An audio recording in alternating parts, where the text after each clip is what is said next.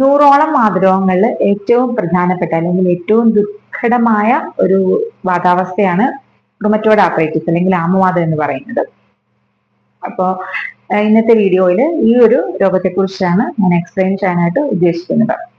ആമവാദം ഒരു auto immune disorder ആണ്. അതായത് നമ്മുടെ ശരീരത്തിനെ പ്രൊട്ടക്ട് ചെയ്യുന്ന ഇമ്മ്യൂൺ സിസ്റ്റം തന്നെ നമ്മുടെ ജോയിൻസിനെതിരായിട്ട് അല്ലെങ്കിൽ നമ്മളുടെ എല്ലുകൾക്കൊക്കെ എതിരെ ആന്റിബോഡീസ് പ്രൊഡ്യൂസ് ചെയ്യുന്നു.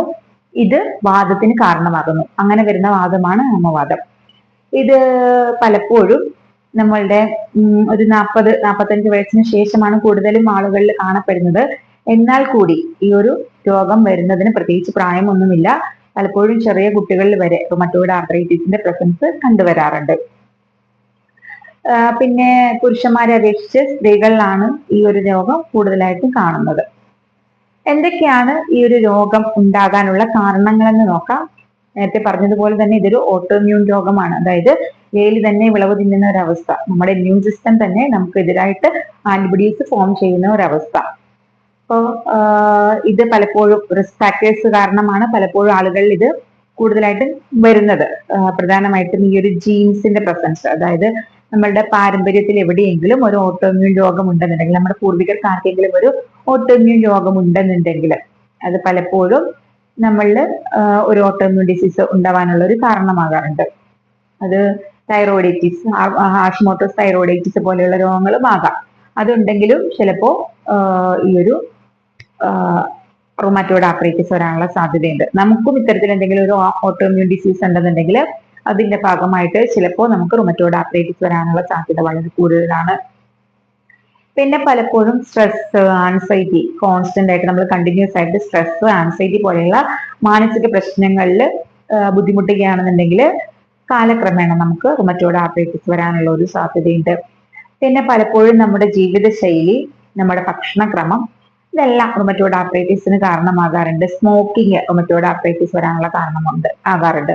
സ്മോക്കിംഗ് പലപ്പോഴും ആ ഒരു സ്മോക്ക് ചെയ്യുന്ന ആളുകൾക്ക് മാത്രമല്ല, അവരോടൊപ്പം വസിക്കുന്നവർക്കും ഇത്തരത്തിലുള്ള ഓട്ടോ ഇമ്മ്യൂൺ രോഗങ്ങൾ ഉണ്ടാവാനായിട്ട് ഒരു കാരണം പലപ്പോഴും ആകാറുണ്ട്.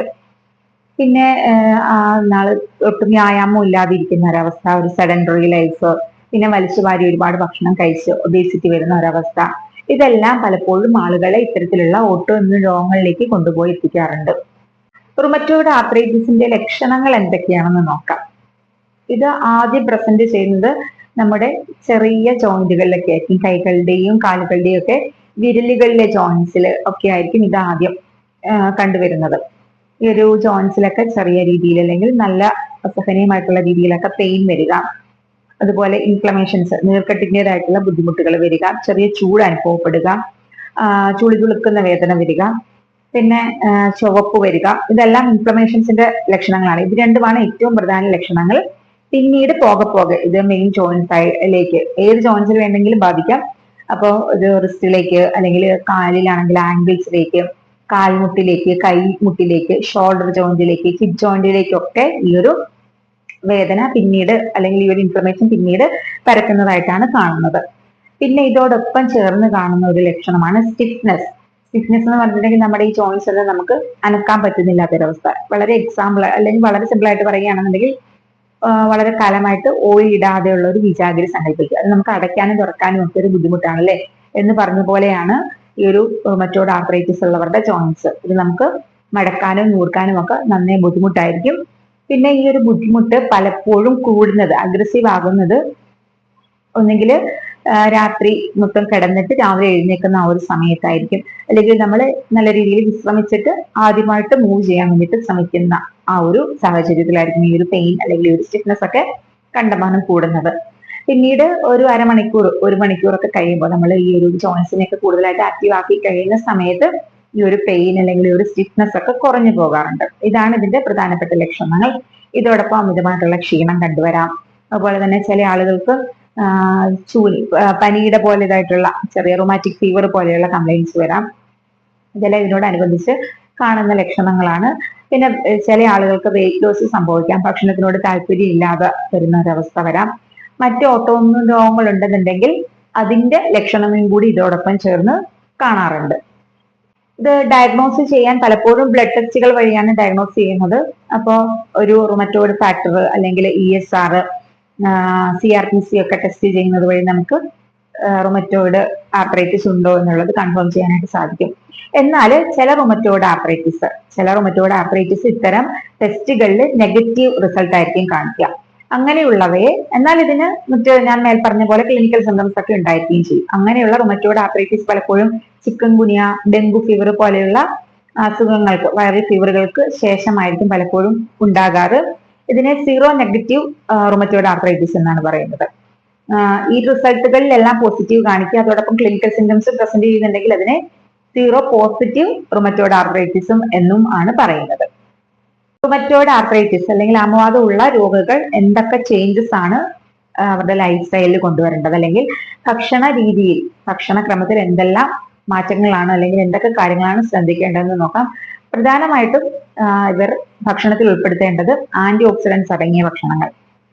ആന്റി ഓക്സിഡൻസ് എന്ന് പറയുമ്പോൾ നമ്മുടെ ശരീരത്തിൽ ഇത്തരത്തിലുള്ള നെഗറ്റീവ് ഇമ്പാക്ട് തരുന്ന എല്ലാ തരത്തിലുള്ള വസ്തുക്കളിൽ നിന്ന് നമ്മുടെ ബോഡിയെ പ്രൊട്ടക്ട് ചെയ്യാൻ കഴിവുള്ള വസ്തുക്കളാണ് ആന്റി ഓക്സിഡൻസ്. ഇത് പലതരത്തിലുള്ള പഴങ്ങളിലും പച്ചക്കറികളിലുമാണ് അടങ്ങിയിരിക്കുന്നത്.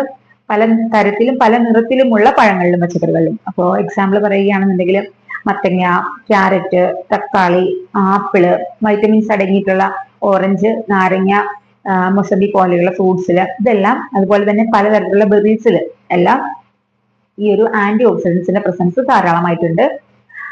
അതുകൂടാതെ പലതരത്തിലുള്ള ഇലക്കറികളിലും കഴിക്കുന്നതും ഈ ഒരു റുമറ്റോയിഡ് ആർത്രൈറ്റിസിന്റെ ബുദ്ധിമുട്ട് കുറയ്ക്കാനായിട്ട് സഹായകമാകാറുണ്ട്. പിന്നെ ക്രൂസിഫറസ് വെജിറ്റബിൾസ് ആയിട്ടുള്ള ബ്രൊക്കോളി, ക്യാബേജ്, കോളിഫ്ലവർ ഇതെല്ലാം ആമവാദം ഉള്ള ആളുകൾ ഭക്ഷണത്തിൽ ഉൾപ്പെടുത്തേണ്ടതാണ്. പിന്നെ ഒരു പ്രധാന കണ്ടന്റ് ആണ് omega-3 ഫാറ്റി ആസിഡ് എന്നുള്ളത്. ഇത് പലതരത്തിലുള്ള ചെറു മത്സ്യങ്ങളിൽ, അതുപോലെ ഡ്രൈ നട്ട്സ്, നിലക്കടല, അതുപോലെ ആൽമണ്ട് പോലെയുള്ള, കപ്പലണ്ടി പോലെയുള്ള ഡ്രൈ നട്ട്സിൽ omega-3 ഫാറ്റി ആസിഡ്സിന്റെ പ്രസൻസ് ഉണ്ട്. അപ്പൊ ഇതെല്ലാം നമ്മുടെ ഭക്ഷണത്തിൽ, ഡയറ്റിലൊക്കെ ഉൾപ്പെടുത്താൻ വേണ്ടിയിട്ട് ശ്രദ്ധിക്കുക.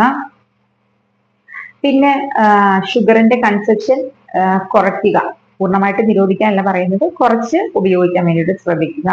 അതുപോലെ തന്നെ ബേക്കറിയിൽ നിന്നും വാങ്ങിക്കുന്ന വറുത്തതും പൊരിച്ചതുമായിട്ടുള്ള ഭക്ഷണ പദാർത്ഥങ്ങൾ ഒഴിവാക്കുക. എപ്പോഴും നമ്മളുടെ ഹൈറ്റും വെയിറ്റും തമ്മിലുള്ള ഒരു ബാലൻസ് കറക്റ്റ് ആക്കി വെക്കാൻ വേണ്ടിയിട്ട് ശ്രദ്ധിക്കുക. പിന്നെ നമ്മുടെ നാട്ടിലെ സ്പൈസസ് ആയ മഞ്ഞള്, ഇഞ്ചി, കുരുമുളക്, ഇതിനെല്ലാം ആന്റി ഇൻഫ്ലമേറ്ററി പ്രോപ്പർട്ടി ഉള്ള ഭക്ഷണ പദാർത്ഥങ്ങളാണ്. അപ്പം മഞ്ഞളിലൊക്കെ അടങ്ങിയിരിക്കുന്ന കുക്കുർമീനൊക്കെ നമുക്ക് ആന്റി ഇൻഫ്ലമേറ്ററി ആക്ഷൻ നൽകുന്നവയാണ്. അപ്പൊ ഇതെല്ലാം നമ്മുടെ ഭക്ഷണത്തിൽ ധാരാളമായിട്ട് ഉൾപ്പെടുത്താൻ വേണ്ടിയിട്ട് ശ്രദ്ധിക്കുക.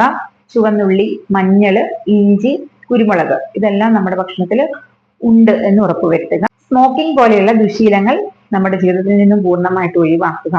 അതുപോലെ ഡെയിലി എക്സസൈസ് നമ്മുടെ ജീവിതത്തിന്റെ ഒരു ഭാഗമാക്കുക. നമുക്ക് ഏറ്റവും കൂടുതൽ സന്തോഷം തരുന്ന, അല്ലെങ്കിൽ നമുക്ക് ഏറ്റവും ഇഷ്ടപ്പെട്ട് ചെയ്യുന്ന കാര്യങ്ങൾ, നമ്മളുടെ ഹോബീസ് എന്ന് പറയും, അതെല്ലാം ഡെയിലി ചെയ്യാൻ വേണ്ടിയിട്ട് ശ്രദ്ധിക്കുക. അതുപോലെ മെഡിറ്റേഷൻസ്, യോഗ പോലെയുള്ള പ്രാക്ടീസസ് നമ്മുടെ ജീവിതത്തിന്റെ ഒരു ഭാഗമാക്കാൻ വേണ്ടിയിട്ട് ശ്രദ്ധിക്കുക. അപ്പൊ ഈ ഒരു രീതിയിൽ നമ്മളുടെ ഡയറ്റും നമ്മുടെ ലൈഫ് സ്റ്റൈലും ഒക്കെ ശ്രദ്ധിക്കുകയാണെന്നുണ്ടെങ്കിൽ റുമറ്റോയിഡ് ആർത്രൈറ്റിസ് അല്ലെങ്കിൽ ആമവാദം മാത്രമല്ല, മറ്റെല്ലാ ഓട്ടോ ഇമ്മ്യൂൺ രോഗങ്ങളിൽ നിന്നും നമ്മുടെ ശരീരത്തിനെ പ്രൊട്ടക്ട് ചെയ്യാനായിട്ട് നമുക്ക് സാധിക്കും.